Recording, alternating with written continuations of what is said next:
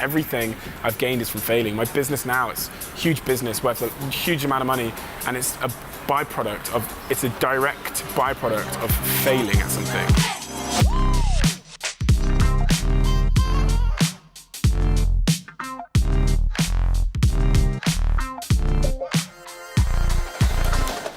Meza? It's rolling, yeah. Okay. Okay, so I'm back at the office for after 3 weeks of me being away, traveling, clients and all this stuff. And we have one designer that has been kind of redecorating the way that how is this called? The level of the house. Upper floor? Upper floor. It is upper floor, but... It's like the second floor of our house. So he has kind of designed it and painted and all these things. So let's see how it is. And if we don't like it, we're gonna redo it. And I'm sure we're gonna like it. Okay. So let's start with this. Okay. So this is the Inquisitia logo. Yes. Nice. I like this one. That's awesome. This has been a lot of trial and error here, right? Yeah. Okay. Okay. I like this one. This is the best. I like this one. I really like this one. This is kind of weird, but I really like this one. Oh, this is awesome. Stand out. Oh, here would be nice, stand and out in the corner or something. You know? Okay. Meaningful work. So these words in the walls, we have a thing that we call the creed.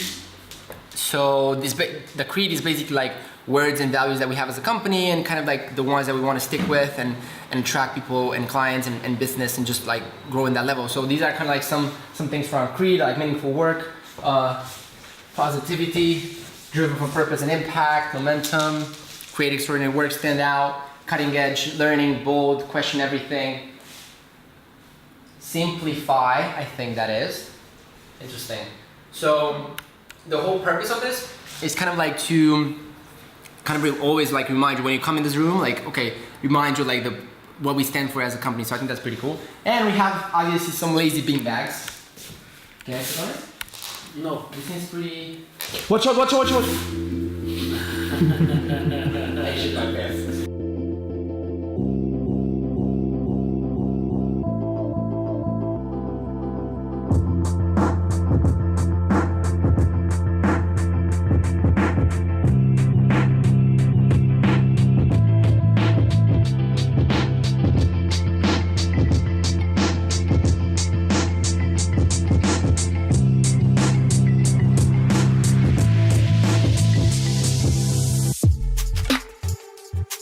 Hey guys, this is Catalin, and in today's interview we have a really special guest. We have Steve right here, Steve BARTLETT, who's the CEO of Social Chain. So what we're gonna do today is I really want to dive into his story and kind of what he's doing, and do a little bit of Q&A from what I think should be really valuable to you guys, and see what's gonna happen. So Steve, thanks so much for taking the time. No worries, thanks for being back, appreciate you, thanks. Nice speech, man, I loved it. It was good stuff.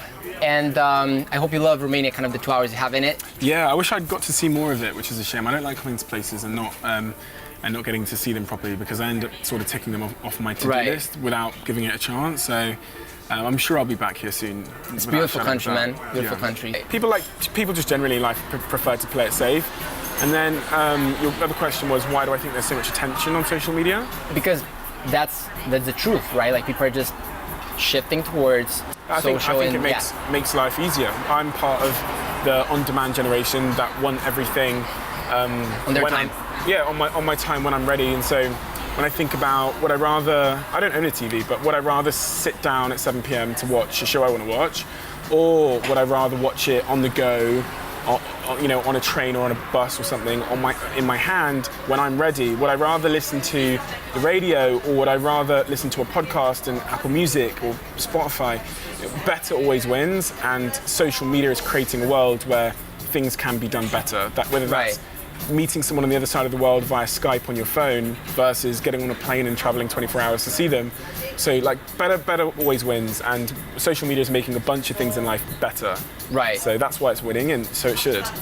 And do you think like because I have a lot of psychology friends that we partner with and kind of PhDs to kind of like I have some advice in that sense, and they're like social media is making people addicted in the wrong sense, and they're looking at it like a wrong angle. And I'm just looking at it like that's what people do, and we should adapt to it. Like, which one? Obviously, you're probably on this side, but like, why do you think people still think it's a bad thing that we're like always on our phones and always doing that? So, I mean, it is addictive. I think it is addictive. I think that the mobile phone is.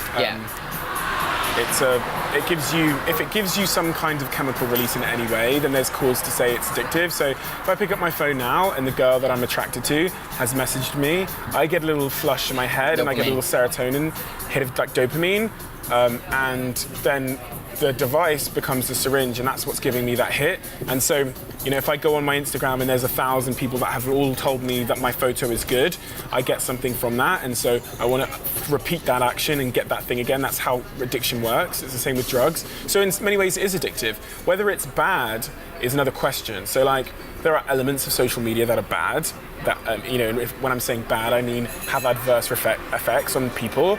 And there are elements that are good. So like, you can't really say the statement that social media is bad as a sweeping statement, because it's neglecting it's not black and white.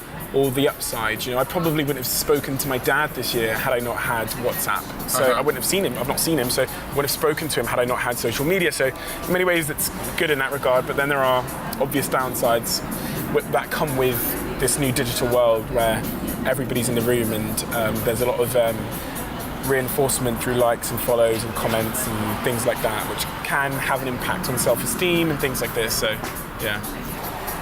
Walk us through, if you would do what you're doing now, if you would go back, and I mean, you're pretty young as well. You're 24, I'm 20. We're kind of like both like babies, you know, in that sense of the word. But if you would go back right now, when you were 15 or something, I don't know what you were doing when you're 15. I know I was not doing that much.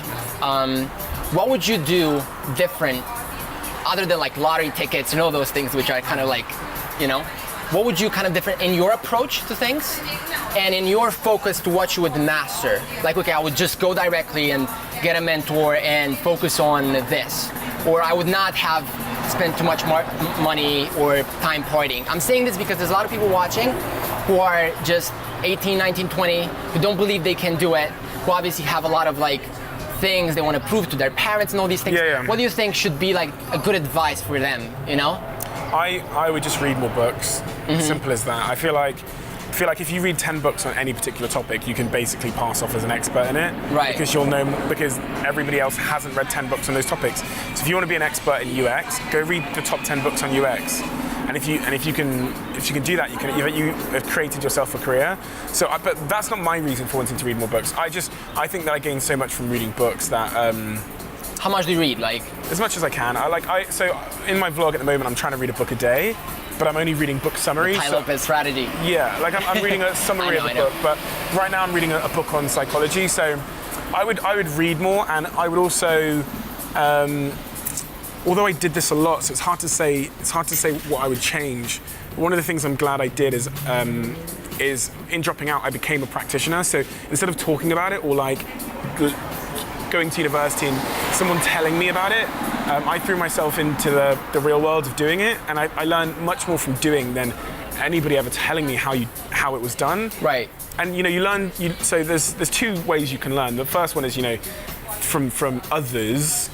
You know, and often that information comes from a time before now. Right. So that comes from 5 years ago. You learn about how someone built a business or created company culture 5 years ago, because that's how long the books take to be written. And the other way to learn information on today's world right now, and in the most effective way possible, is just by doing it. So like, starting a business. If I was 50, but this is the thing. I started a business at 14, and I learned mistakes. I learned how to persuade people. And then I started one at 15, and I was running them up until I was 18 in my hometown. Then I moved to Manchester and I started another one. And I'm young, yes, but when it comes to business experience, there are business people that are 45 years old now, and they have the same level of business experience as I do, because I threw myself in the deepest possible end, which was that sink or swim. Just figure it out. Figure it out. I dropped out of university with no money, and I said, That's the game I've got to start right there. a business. So I was like, I don't know what an entrepreneur is. I don't know how you become one, but I need to build a website. And in order to build it, there are people that need to be paid. So I need to find someone who's going to give me money and that's what they call an investor apparently. And then when it came to building the technology, I couldn't build it. I've never built it. So I need to find someone that can build this thing. And I spent 3 months trying to persuade people to build it for me for free. Right. Eventually, I got there. And then and then you learn from those intense, hyper-focused experiences. And so that's my advice: is to read more when it comes to the books written by the practitioners, to read less when it comes to books written by universities and schools, and then to do more, to spend more time doing and practicing and failing and like fucking up, because everything I've gained is from failing. My business now, it's a huge business worth a huge amount of money, and it's a direct byproduct of failing at something. I failed at People don't like that. It's so weird, you know? You can just put everything in. All right, man? No worries. Thank you so much for your time. Thanks for your time. Appreciate you. Love your story, man. Thank you so much, guys, for watching. I'm gonna link all his social media below. Follow this guy. He's amazing. He's doing some really, really cool stuff. And I think he's just like what I love about Steve. He doesn't know that. I haven't told him yet, but he's really authentic as a person. He just doesn't try to fake anything.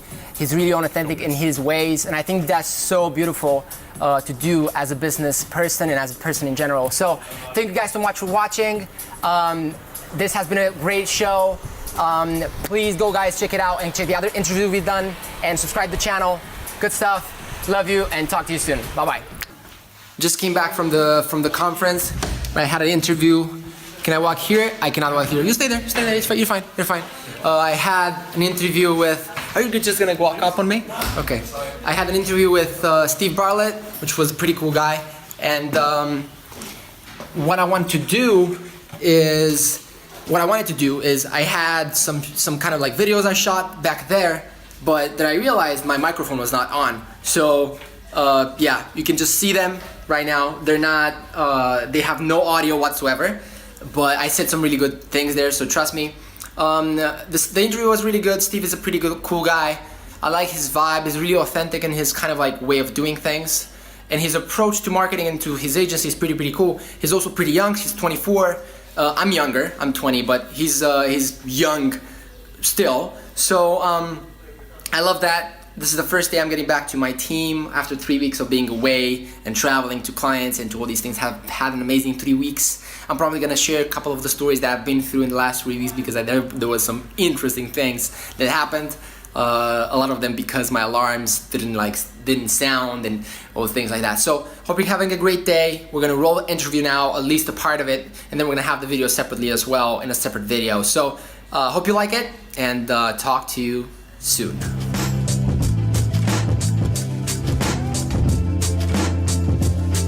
When I hear people, I have not done it in the past, I cannot do it, it's like, that doesn't make any sense.